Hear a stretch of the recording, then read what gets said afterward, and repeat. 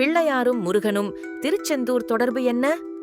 பிள்ளையாரும் முருகனும் திருச்செந்தூரில் உள்ள அந்த ரகசிய தொடர்பு.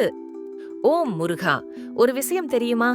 திருச்செந்தூரில் முருகனை வழிபட முன்பே பிள்ளையாரை பார்த்து வணங்க வேண்டிய ரகசியம் உங்களுக்கு தெரிந்ததா?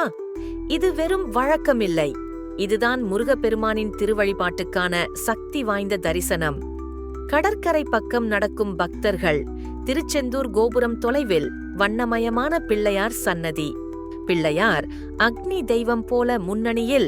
முருகப்பெருமான் கடல் வழியாக வந்தபோது தரையில் முதலில் அவர் தரிசித்தவர் யார் தெரியுமா?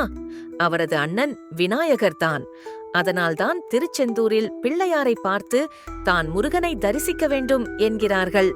இது பரம்பரை வழிபாட்டு மரபு, சக்தியை சீர் செய்யும் ஆன்மீக அடையாளம். முருகன் கடலில் வந்த காட்சி, பிள்ளையார் சன்னதி பக்கத்தில் மலர்ச்சி, வெண்முரசு ஒலி.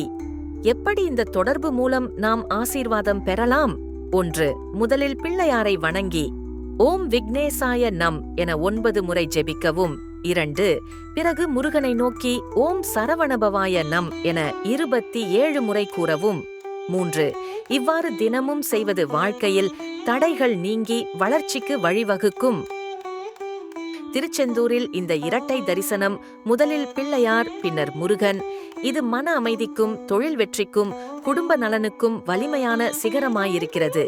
இது ஒரு தெய்வீக நுழைவாயில். முருகனின் ஆசீர்வாதத்தை பெற இன்றே பிள்ளையாரை வணங்கி திருச்செந்தூரை மனதில் வைத்து ஒரு ஜெபம் சொல்லுங்கள். உங்கள் வாழ்க்கை நிச்சயமாக ஒளிவிடும். ஓம் முருகா.